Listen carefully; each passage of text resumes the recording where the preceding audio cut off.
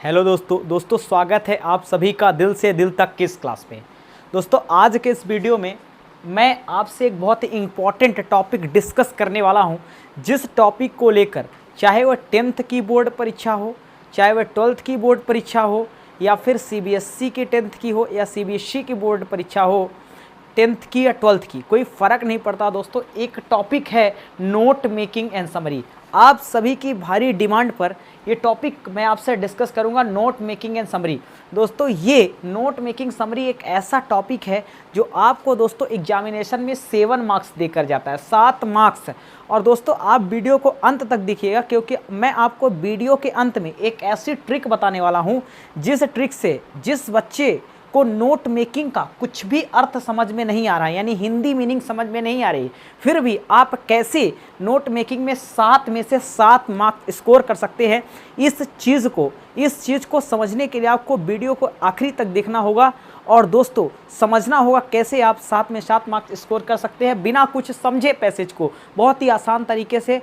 तो दोस्तों वीडियो को आखिरी तक देखिएगा और समझिएगा। दोस्तों तो वीडियो को तुरंत लाइक करें, चैनल को सब्सक्राइब करें और आगे बढ़ें। तो दोस्तों मैं आपसे डिस्कस करना चाहूँगा। तो दोस्तों इसके पहले मैं आपको 2 मोटिवेटेड पंक्तियाँ बोलता हूँ, फिर इसके बाद मैं आपको 7 मार्क्स कैसे आपके मुट्ठियों में दिलाता हूँ, इस बात को आप देखिएगा। तो दोस्तों मोटिवेटेड पंक्तियाँ सुनिएगा। माना कि मंजिल में तेरे अभी कुछ फासला है, मगर तन्हा तू नहीं, अगर संग तेरे तेरा हौसला बुलंद है। दोस्तों जो हौसला है वो आपको बना कर रखना होगा, और पूरे वीडियो के अंदर आपको चीज़ें समझनी होगी कि दोस्तों, क्योंकि वीडियो थोड़ा लंबा हो सकता है, लेकिन मैं आपको ये श्योरिटी के साथ कह रहा हूँ कि वीडियो लंबा होगा, लेकिन वीडियो में आपको 7 मार्क्स बड़े आसानी के साथ फिक्स हो जाएंगे। और दोस्तों आपको जैसे पता है कि 7 मार्क्स में कोई भी पासिंग या फेल पासिंग मार्क्स बन जाया करती है अक्सर 7 मार्क्स में। तो 7 मार्क्स दोस्तों आपको बहुत आसानी से गेन करना है, और वीडियो के अंत तक रुकिएगा और समझिएगा। मैं आपको एक बेहतरीन ट्रिक बताता हूँ। उसके पहले दोस्तों मैं आपको हर एक वीडियो में आपसे एक इंटरेस्टिंग फैक्ट बताया करूँगा। ये इंटरेस्टिंग फैक्ट आप समझेंगे, आपके नॉलेज के लिए काफ़ी इंपॉर्टेंट है। दोस्तों आज का इंटरेस्टिंग फैक्ट है, दोस्तों मैं आपसे एक प्रश्न पूछना चाहता हूँ। ये प्रश्न ये है कि जो बॉडी दोस्तों, जो जिंदा इंसान होता है वो पानी में डूब जाता है, और मरा हुआ इंसान पानी में तैरता क्यों है। दोस्तों ये फिजिक्स का एक बेसिक सा प्रश्न है। आप उम्मीद करता हूँ आपने सोच लिया होगा। इस सवाल का जवाब मैं आपको देता हूँ। दोस्तों पानी में अक्सर वे चीज़ें डूबती हैं जिनका घनत्व पानी के घनत्व से ज़्यादा होता है। एक लिविंग बॉडी यानी जीवित इंसान का शरीर जो होता है दोस्तों, वो पानी के घनत्व से अक्सर ज़्यादा होता है, इसलिए एक जीवित इंसान पानी के अंदर डूब जाता है अगर उससे तैरना नहीं आता। लेकिन दोस्तों एक डेड बॉडी पानी के ऊपर तैरती क्यों है? क्योंकि डेड बॉडी जब पानी में जाती है तो हमारे बॉडी में हमारे लंग्स में पानी भरने लगता है, जिससे पानी भरने की वजह से बैक्टीरियाज पनपने लगते हैं। और ये बैक्टीरियाज दोस्तों जब पनपते हैं तो गैसेस बनाते हैं, शरीर के अंदर गैस बनाते हैं, और ये गैस की वजह से बॉडी हल्की हो जाती है और इसका घनत्व पानी के घनत्व से कम हो जाता है और बॉडी ऊपर तैरने लगती है। तो यही रीज़न था दोस्तों। उम्मीद करता हूँ आपको इससे एक बहुत ही अच्छी जानकारी प्राप्त हुई होगी, तो आप इस नॉलेज को शेयर करिएगा। तो दोस्तों चलिए स्टार्ट करते हैं। सबसे पहले मैं आपको बताना चाहूँगा, यहाँ पर 3 क्वेश्चन आपके सामने लिखे हैं। ये 3 प्रश्न दोस्तों, ये तीनों प्रश्न जो हैं ये एक बहुत ही बेहतरीन कॉन्सेप्ट से हैं, जिसे हम कहते हैं दोस्तों कोरिलेटिव कंजंक्शन। ये जो आपके सामने प्रश्न लिखे हैं दोस्तों, एग्जामिनेशन में इस तरह के प्रश्न आते हैं 12th के बोर्ड में और 10th के बोर्ड में भी। ये दोस्तों प्रश्न है कोरिलेटिव कंजंक्शन से। दोस्तों यदि मैं कोरिलेटिव कंजंक्शन की बात करूं तो कोरिलेटिव कंजंक्शन मैं आपके सामने लिखना चाहूँगा। सबसे पहले यदि मैं कोरिलेटिव कंजंक्शन की बात करूं तो पहला कोरिलेटिव कंजंक्शन मेरे सामने होता है आइदर और, दूसरा कोरिलेटिव कंजंक्शन मेरे सामने होता है नाइदर नॉर, और तीसरा कोरिलेटिव कंजंक्शन मेरे सामने होता है नॉट ओनली और बट आल्सो। ये 3 कोरिलेटिव कंजंक्शन दोस्तों होते हैं। तो पहला कोरिलेटिव कंजंक्शन आइदर और, दूसरा कोरिलेटिव कंजंक्शन नाइदर नॉर, और तीसरा नॉट ओनली बट आल्सो। दोस्तों यदि मैं इससे इन दोनों के प्रोनाउंसिएशन की बात करूं तो दोस्तों आप इसे आइदर भी कह सकते हैं, आप इसे ईदर भी कह सकते हैं। दोस्तों आइदर हम ब्रिटिश इंग्लिश में हम आइदर इसको बोलते हैं, और अमेरिकन इंग्लिश में हम इसको ईदर बोलते हैं। सेम इसी प्रकार दोस्तों नाइदर को हम ब्रिटिश इंग्लिश में नाइदर कहते हैं, और इसे अमेरिकन इंग्लिश में हम नीदर कहते हैं। कई बार दोस्तों इससे क्वेश्चन आ जाता है आइदर और के पेयर को लेकर। आइदर का पेयर दोस्तों हमेशा और के साथ आता है और नाइदर का पेयर हमेशा नॉर के साथ आता है। यदि मैं आइदर और की बात करूं तो इसका हिंदी मीनिंग, हालांकि दोस्तों कॉम्पिटिटिव एग्जाम में या बोर्ड के एग्जाम में, 12th के बोर्ड के एग्जाम में हिंदी से ज़्यादा वास्ता होता नहीं, फिर भी मैं बताना चाहूँगा दोस्तों। आइदर और का मतलब दोस्तों होता है या तो ये या तो वो, ये आइदर और का मतलब है। और नाइदर नॉर का मतलब ना तो ये ना तो वो, ये दोस्तों नाइदर नॉर का मतलब। और नॉट ओनली बट आल्सो का मतलब ना केवल बल्कि, ये इसके मतलब होते हैं दोस्तों। तो उम्मीद करता हूँ आपको इन तीनों का हिंदी मीनिंग भी समझ में आ गया होगा। और आइदर का पेयर और के साथ, नाइदर का पेयर नॉर के साथ, नॉट ओनली का पेयर बट आल्सो के साथ। दोस्तों जब भी हम इस कोरिलेटिव कंजंक्शन की बात करते हैं, ये तीनों दोस्तों कोरिलेटिव कंजंक्शन है। तो कोरिलेटिव कंजंक्शन में एक बात आप हमेशा लिखेंगे, correlative conjunction joins same parts of speech. Correlative conjunction दोस्तों ऐसे कंजंक्शन होते हैं जो हमेशा सेम पार्ट्स ऑफ स्पीच को ज्वाइन करते हैं। जब कोरिलेटिव कंजंक्शन ज्वाइन करेंगे तो ये हमेशा सेम पार्ट्स ऑफ स्पीच को ज्वाइन करेंगे। यानी यदि मैं कहना चाहूँ तो एक तरफ यदि आपको नाउन देखने को मिला तो दूसरी तरफ आपको नाउन ही देखने को मिलेगा। एक तरफ यदि आपको एडजेक्टिव देखने को मिला तो दूसरी तरफ भी आपको एडजेक्टिव ही देखने को मिलेगा। यानी आइदर के बाद यदि आपको एडजेक्टिव देखने को मिलेगा तो और के बाद भी एडजेक्टिव देखने को मिलेगा। आइदर के बाद ये नाउन देखने को मिलेगा तो और के बाद भी नाउन ही देखने को मिलेगा। यही है सेम पार्ट्स ऑफ स्पीच। इसी प्रकार यदि मैं इन्फिनेटिव की बात करूं तो इसके पहले यदि इन्फिनेटिव इधर है तो ये भी इन्फिनेटिव को ही जोड़ेगा दोस्तों। इधर जीरंड है तो ये जीरंड को ही जोड़ेगा। यही बात मैं दोस्तों आपसे कहना चाह रहा हूँ कि कोरिलेटिव कंजंक्शन ऐसे कंजंक्शन होते हैं जो हमेशा सेम पार्ट्स ऑफ स्पीच को ज्वाइन करते हैं। ये हमेशा सेम पार्ट्स ऑफ स्पीच को जोड़ने का काम करेंगे। यानी नाउन का पेयर नाउन के साथ, एडजेक्टिव का पेयर एडजेक्टिव के साथ, इन्फिनेटिव का पेयर इन्फिनेटिव के साथ, एडवर्ब का एडवर्ब के साथ और जीरंड का जीरंड के साथ। कोई भी पार्ट्स ऑफ स्पीच हमेशा सेम पार्ट्स ऑफ। दोस्तों इस हिसाब से हम पहले प्रश्न को सॉल्व करना चाहेंगे। दोस्तों यहाँ पर एक है शब्द है नॉट ओनली और एक शब्द है बट आल्सो। दोस्तों मैंने आपको बताया है कि नॉट ओनली का पेयर बट आल्सो के साथ हमेशा दर्शाता है कोरिलेटिव कंजंक्शन को। अब यहाँ पर दोस्तों ये कोरिलेटिव कंजंक्शन को दिखा रहा है तो हमेशा हम क्या करते हैं, हम हमेशा प्रश्न के अंदर राइट छोड़ लेफ्ट में एरर मार्क करने का प्रयास करते हैं। दोस्तों इस सेंटेंस में आपको एरर बताना है और नॉट ओनली और बट आल्सो की सही पोजीशन बतानी है। दोस्तों अगर मैं इस टू डिस्प्ले की बात करूं तो 2 + V1 दोस्तों मैं आपको वर्ब के वीडियो में बता चुका हूं कि 2 + V1 जो काम करता है दोस्तों इन्फिनेटिव का करता है, फुल इन्फिनेटिव का। और यहाँ पर 2 + V1, अब यहाँ पर भी 2 + V1 है, लेकिन दोस्तों इस 2 + V1 के पहले कोरिलेटिव कंजंक्शन का दूसरा पेयर बट आल्सो है। लेकिन ही इज़ नॉट ओनली, एनॉक्सियस एक एडजेक्टिव है दोस्तों, एक एडजेक्टिव है, इसकी पोजीशन जो है वो गलत है। अगर मैं इस अनॉक्सियस की पोजीशन को हटा यहाँ कर दूँ, ही इज अनॉक्सियस एक एडजेक्टिव है दोस्तों, एडजेक्टिव कहलाता है।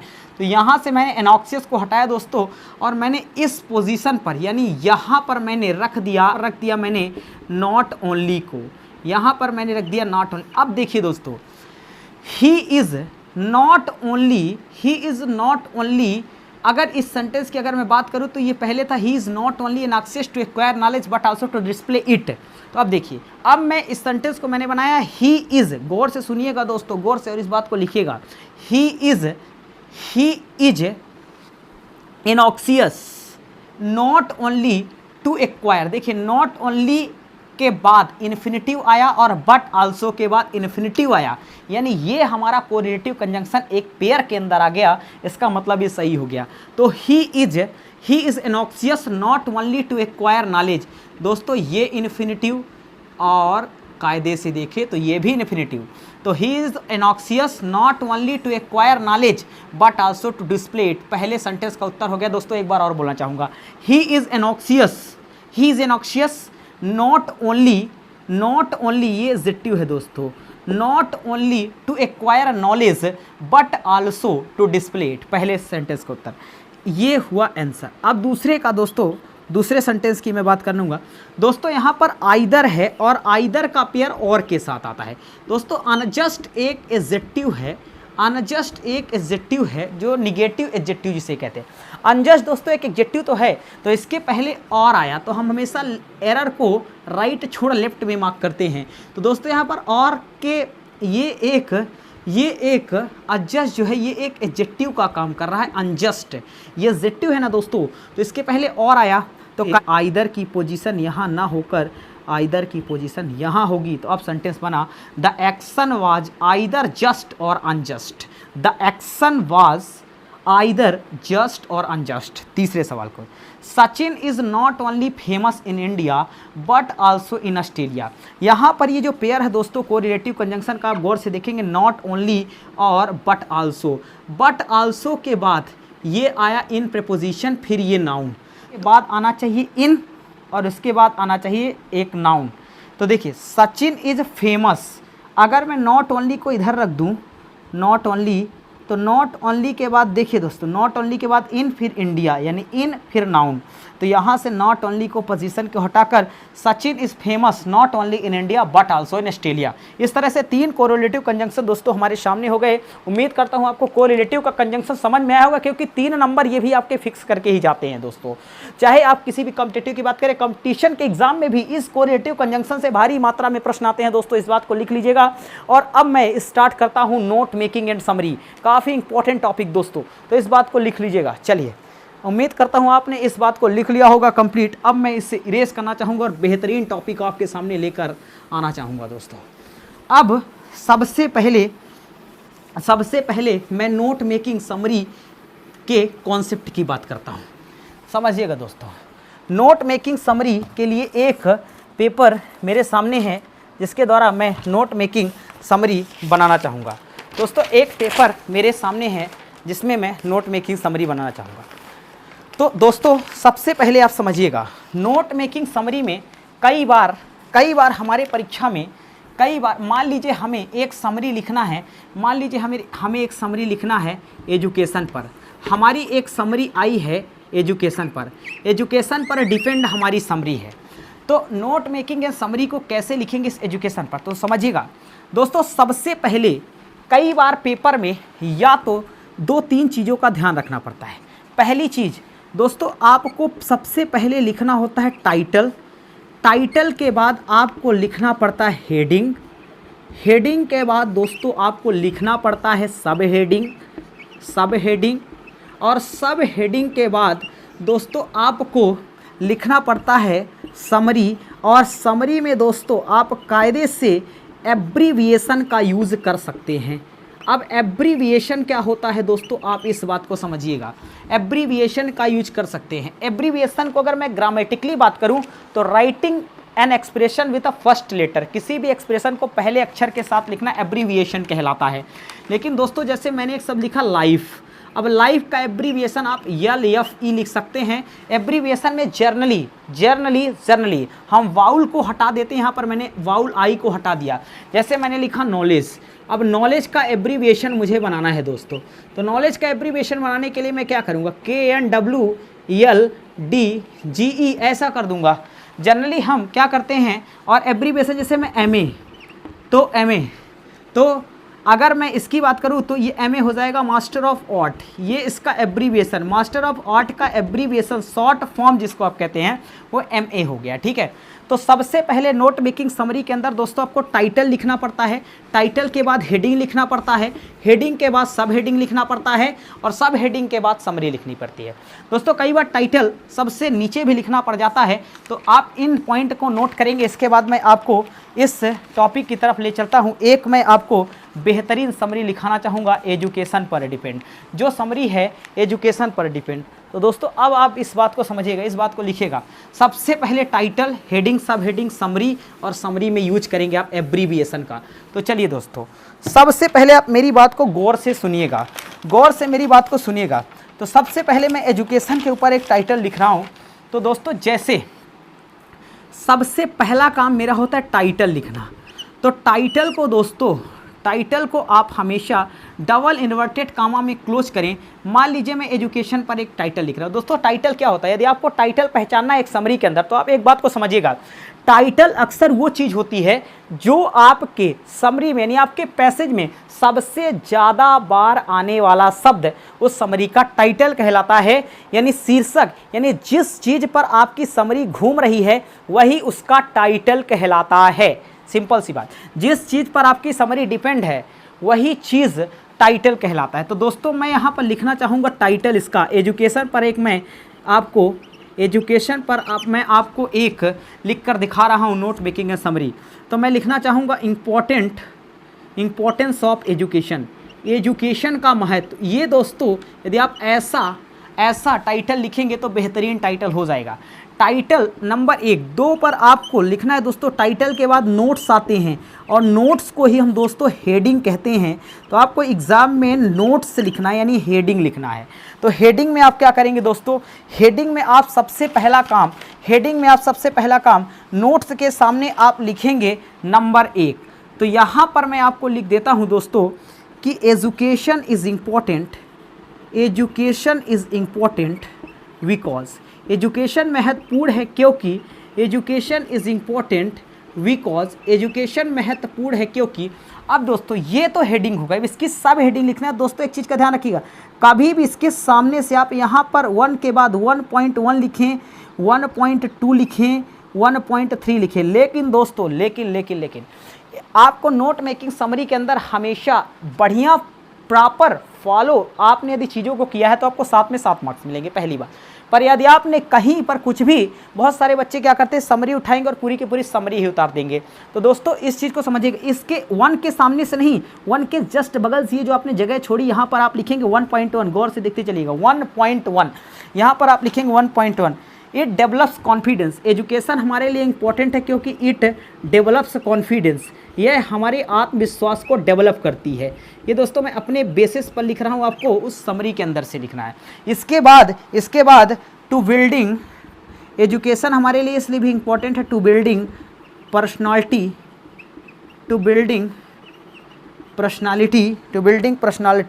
ऑफ अ पर्सन, एक पर्सन की पर्सनालिटी को बिल्डिंग बनाने के लिए भी एजुकेशन काफ़ी इंपॉर्टेंट है। और इस तीसरी चीज़, एजुकेशन इंपॉर्टेंट है आज के सबसे इंपॉर्टेंट चीज़ को देखते हुए, to helps in getting a job, एक जॉब को प्राप्त करने के लिए भी एजुकेशन काफ़ी इंपॉर्टेंट है। तो दोस्तों ये पहला पॉइंट मैंने लिख दिया 1.1, 1.2, 1.3। ये लिखना है दोस्तों इस एक के सामने से नहीं, इस एक के जस्ट बगल से, क्योंकि आप सामने से लिखा वहीं पर आपकी समरी गलत हो जाएगी। अब आप नंबर 2 पर आ जाइए, नंबर दूसरी हेडिंग डालिए दोस्तों। अब दूसरी हेडिंग में आप क्या लिखेंगे, दूसरी हेडिंग में आप समझिएगा, आप लिखेंगे एकेडमिकली, जो एकेडमिक एजुकेशन है, एकेडमिकली एंड फिजिकली, शारीरिक यानी मानसिक और शारीरिक एजुकेशन जो है वो काफ़ी इम्पॉर्टेंट है। एजुकेशन इज़ मस्ट, ये किसके लिए मस्ट है दोस्तों, तो इस बात को लिखेंगे। अब 2 दोस्तों यहाँ से नहीं, इसके जस्ट बगल से 2.1 for both men and women, ये दोनों के लिए दोस्तों इंपॉर्टेंट है। ये दूसरा पॉइंट। अब 2.2 दोस्तों लिखेंगे to make a healthy and courageous, healthy बनाने के लिए आपको फिजिकल एजुकेशन ज़रूरी है। To make a healthy and courageous, और करेजियस बनाने के लिए, साहसी और कॉन्फिडेंस डेवलप करने के लिए आपको एकेडमिकली एजुकेशन बहुत ज़रूरी है दोस्तों। अब तीसरा पॉइंट इसी में यदि मैं लिख दूं, to maintain a good behaviour, एक अच्छे बिहेवियर को मेंटेन करने के लिए भी, to maintain a good behaviour, एक अच्छे बिहेवियर को मेंटेन करने के लिए भी दोस्तों ये फिजिकली और एकेडमिकली एजुकेशन बहुत ज़रूरी है। तो यहाँ पर 2 पॉइंट मोर देन सफिशेंट होगा दोस्तों। यदि आप चाहे तो तीसरा पॉइंट भी लिख सकते हैं। अभी वो बच्चे रुकेंगे जिनको कुछ नहीं आ रहा फिर भी कैसे 7 में 7 मार्क्स हासिल करें, ये तो मैंने अर्थ समझने वाले लड़कों के लिए बताया। अब तीसरी चीज़ दोस्तों, अब मान लीजिए मुझे यहाँ पर मैंने टाइटल लिखा, नोट्स लिखा, हेडिंग और सब हेडिंग। नोट्स मतलब हेडिंग, ये मैंने यहाँ तक की बात लिख दी। अब ये चीज़ों को आप लिखेंगे। इसके बाद दोस्तों, इसके बाद मैं क्या करता हूँ, समरी लिखूँगा। तो एक चीज़ का हमेशा आप ध्यान रखेंगे, जो भी आप समरी लिखेंगे नोट्स में, यानी नोट मेकिंग जब आप बना रहे हैं और आप समरी लिखेंगे, तो एक चीज़ का ध्यान रखेंगे कि समरी हमेशा इस नोट्स के अंदर से ही होना चाहिए। यदि समरी नोट्स के अंदर से नहीं है तो फिर आपकी समरी पूर्ण रूप से गलत मानी जाएगी और आपको 0 मार्क्स दिया जाएगा दोस्तों। तो हमेशा समरी जो है वो समरी इस नोट्स के अंदर से ही रहना चाहिए। तो चलिए दोस्तों, मैं आपको समरी लिख के बता देता हूँ कि समरी कायदे से लिखी कैसे जाती है, इस बात को समझेंगे। तो यहाँ पर मैं किनारे पर समरी लिख रहा हूँ। तो समरी में सबसे पहले आप एक पॉइंट लिखेंगे education is a most powerful weapon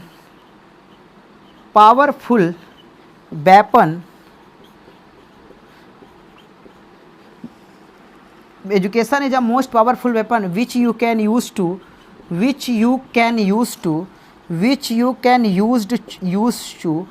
change the world। तो यहाँ पर इस बात को आप समझ लीजिएगा दोस्तों, education is a most powerful weapon which you can use to change the world. ये पहली लाइन दोस्तों मैंने अपने से लिखी है। इसके अलावा फिर आप लिखेंगे education is important because it develops confidence and to build personality of a person and it helps in getting a job। ये आपने समरी लिख दिया नोट्स के अंदर से। इसके बाद लिखेंगे academically and physically education is must for both man and women to make healthy and courageous and to make a maintain a good behaviour. ये आपकी समरी 6 से 7 लाइन में जानी चाहिए, इससे ज़्यादा आपकी समरी नहीं है। बहुत सारे बच्चे ऐसे जो पैसेज उतारने लग जाते हैं पूरा का पूरा, ये बहुत ही गलत तरीका है। समरी लिखते समय यदि आपने पैसेज उतारा तो आपको 1 नंबर से ऊपर मिलने वाला नहीं है दोस्तों। सबसे पहले मैंने टाइटल लिखा, जो शब्द पूरी समरी के बाद सबसे ज़्यादा बार आया। इसके बाद मैंने नोट्स लिखा, इसके बाद मैंने समरी लिख डाली। हमेशा एक चीज़ का ध्यान रखिएगा, बार बार बता रहा हूँ कि जो समरी है ये नोट्स के अंदर से लिखी जानी चाहिए। जो आपने नोट्स पॉइंट बनाए हैं उसी के अंदर से समरी लिखी जानी चाहिए। कभी भी समरी को आप पूरा समरी की नहीं उतारने, आपका पैसेज नहीं उतारने लगेंगे, नहीं तो गलत तरीका। दोस्तों चलिए, यहाँ पर ये तो थी दोस्तों आपके नोट मेकिंग समरी की वो सारी इंपॉर्टेंट बातें जो एक एवरेज और एक टॉपर स्टूडेंट के लिए काफ़ी इंपॉर्टेंट है। दोस्तों ये समरी आ भी सकती है, समरी को आप पूरा लिख लीजिएगा या फिर आप याद कर लीजिएगा, आपको बनाना भी मैंने बता ही दिया है दोस्तों। तो अब दोस्तों एक चीज़ समझिएगा मेरे दोस्तों भाइयों, एक चीज़ आप अच्छे से समझ लीजिएगा कि अब जो मीडियोकर स्टूडेंट है, जिस बच्चे को समरी के बारे में कोई नॉलेज नहीं, जिसने कुछ भी नहीं पढ़ा, वो कैसे समरी लिखे। दोस्तों एक चीज़ का और ध्यान रखिएगा, समरी में आप चाहें तो यहाँ पर एजुकेशन को ए हटा दें, आप आई हटा दें, तो भी आप इसको ऐसे भी लिख सकते हैं EDUCTON। ऐसा एब्रीविएशन का भी यूज आप बीच बीच में समरी में कर सकते हैं, कोई दिक्कत नहीं है दोस्तों, ठीक है। अब उन स्टूडेंट के लिए मैं बात बताता हूँ जिनसे कुछ भी नहीं आ रहा है, जिन्हें पैसेज का कुछ भी अर्थ नहीं समझ में आ रहा है और वो समरी लिखना चाहते हैं साथ में साथ, तो कैसे लिखेंगे। दोस्तों आपको एक पेपर मिला, मान लीजिए पेपर है, इस पेपर के अंदर से दोस्तों एक समरी आई, ठीक है, एक समरी आई। तो आप क्या करेंगे, इस समरी में यदि आप सबसे पहले टाइटल लिखेंगे तो टाइटल कैसे लिखेंगे, जो शब्द समरी में सबसे ज़्यादा बार आया है वही इस समरी का टाइटल होगा। यहाँ तक की बात क्लियर, उम्मीद करता हूँ यहाँ तक की बात क्लियर हो गई होगी, बोलो हाँ, ठीक है। चलो अब यहाँ तक की बात क्लियर। अब मैं आगे बढ़ता हूँ। इसके बाद आपको नोट्स लिखना है। देखिए दोस्तों, जो स्टैंडर्ड है, जो ये मैंने लिखा है 1 2 3 ना, इसमें आपको कोई भी छेड़खानी नहीं करनी है, सेम के सेम इसी तरह से लिखना है, ठीक है, क्योंकि आप प्रॉपर अगर आपने बना दिया तो बोर्ड में आपको नंबर निश्चित है। इसके बाद आप नोट्स लिखेंगे। नोट्स क्या करेंगे, आप बीच की कहीं एक लाइन उठाएंगे नोट्स का, ठीक है, और वो लाइन लिख देंगे एक के सामने आपने लिख दिया। फिर आप जिस लाइन को आपने उठाया उसके एक लाइन नीचे आइए, उस लाइन में आप कुछ एक शब्द 1.1, 1.2, 1.3 डालकर लिख देंगे, कुछ थोड़े आधे 2 4 शब्द इसी में 1.1 में, 1.2 में, 1.3 में लिख देंगे। 1 2 लाइन जो आपने लाइन उठाया उसके नीचे से। ये 2 बात क्लियर। अब पॉइंट 2 में फिर आप कहीं के पैसेज से एक लाइन उठाइए, आप फिर पैसेज से कहीं से एक लाइन उठाइए, ठीक है। बस इसमें समरी में क्या देखा जाता है दोस्तों, आपने प्रॉपर तरीका फॉलो किया है कि नहीं। ज़्यादा समरी देखो, क्योंकि दोस्तों बोर्ड की कापी जो जस्ती है वो दोस्तों आपके बोर्ड की कापी का आकलन किया जाता है आपकी कापी देखकर, आपका लिखने का तरीका देखकर। बोर्ड की कापी में अंक को बहुत कम, उत्तरों को पढ़ा कम जाता है दोस्तों। यहाँ पर 2 नंबर मैंने लिखा, 2 नंबर में फिर मैंने पैसेज की एक लाइन कहीं से उठाई। वो वाली लाइन नहीं उठाना है दोस्तों जो आपने पहली लाइन उठाया, उसके अलावा कोई दूसरी लाइन उठाइए। फिर आपने एक लाइन उठाया, ठीक है, लिख दिया। इसके बाद दूसरी लाइन उठाइए। दूसरी लाइन में जो लाइन आपने उठाया है 2 नंबर में, उसके नीचे कोई दूसरी तीसरी लाइन उठाइए और 2.1, 2.2, 2.3 लिख दीजिए। यहाँ तक की बात क्लियर, एकदम क्लियर उम्मीद करता हूँ, ठीक है। इसके बाद 2 लाइन तक आपने लिखा, या 3 भी जा सकते यदि आप चाहे तो, फिर उसी प्रकार 1 लाइन उठाकर लिखे, लेकिन 2 तक जाए बेहतरीन है। तीसरा आपने समरी लिखा। समरी में आप क्या करेंगे, समरी में आप थोड़ा सा आप सहारा ले सकते हैं। आप सहारा ले सकते हैं किसका, इस पैसेज का। तो इस पैसेज का सहारा दोस्तों जब आप लेंगे तो ये चीज़ का ध्यान रखिएगा, जितने शब्द आपने नोट्स के अंदर लिखे हैं वो शब्द आ जाने चाहिए, वो शब्द आ जाने चाहिए। जितने शब्द आपने नोट्स के अंदर से लिखे, बढ़िया समरी लिख दीजिए। इसमें थोड़ा थोड़ा आप यूज कर दीजिए एब्रीविएशन का, और आपको फुल मार्क्स मिलेंगे, इस बात की गारंटी है दोस्तों। उम्मीद करता हूँ आपको समझ में आया होगा नोट मेकिंग समरी का टॉपिक। दोस्तों अब मैं आपसे एक बात करना चाहूँगा, अगला जो टॉपिक है वो अगला टॉपिक जो है वो दोस्तों मैं स्टार्ट कर रहा हूँ मॉडल। तो आप इस वीडियो में आप कमेंट करके बताइएगा कि आपको नोट मेकिंग समरी की वीडियो कैसी लगी, और जो मैंने आपको शुरू के अंदर नॉलेज बताया वो कैसा लगा। दोस्तों यदि आपने इस वीडियो को सपोर्ट किया और शेयर किया तो डेफिनेटली मैं अगला वीडियो जो लेकर आने वाला हूँ वो आप कैसे जो पैसेज आता है, जो कंप्रीहेंशन आता है, इसको कैसे, यदि आपको पैसेज समझ में नहीं आ रहा, आप कैसे प्रश्न में पूरे के पूरे मार्क्स स्कोर करें, कैसे पूरे प्रश्न हल करें, इसका वीडियो मैं लेकर आऊँगा। लेकिन यदि आपका कमेंट बढ़िया रहा और आपकी डिमांड रही तब, दोस्तों डिमांड नहीं होगी तो फिर मैं मॉडल चालू कर दूंगा, और मॉडल से काफ़ी हेल्दी और हैवी प्रश्न आते हैं। दोस्तों उम्मीद करता हूँ साथ में साथ हर एक बच्चा अब स्कोर कर सकता है इस वीडियो को कंप्लीट देखने के बाद। तो दोस्तों आपको यदि ये वीडियो अच्छा लगा हो तो आप चैनल को दोस्तों सब्सक्राइब जरूर कर लीजिएगा, और वीडियो को शेयर करते रहिएगा, वीडियो को लाइक करिएगा, ताकि उत्साहवर्धन मिल सके और कुछ मैं और अच्छे वीडियोस बना सकूं। इसके बाद दोस्तों अगला टॉपिक जो भी स्टार्ट होगा वो बहुत ही बेहतरीन टॉपिक होगा, और कमेंट करके बताइएगा आपको अगला वीडियो कौन से टॉपिक पे चाहिए जो कोई बोर्ड से संबंधित है। तो दोस्तों मिलते हैं आपसे नेक्स्ट वीडियो में फिर एक शानदार नए कॉन्सेप्ट के साथ में। तब तक के लिए दोस्तों take care, good bye, thank you दोस्तों।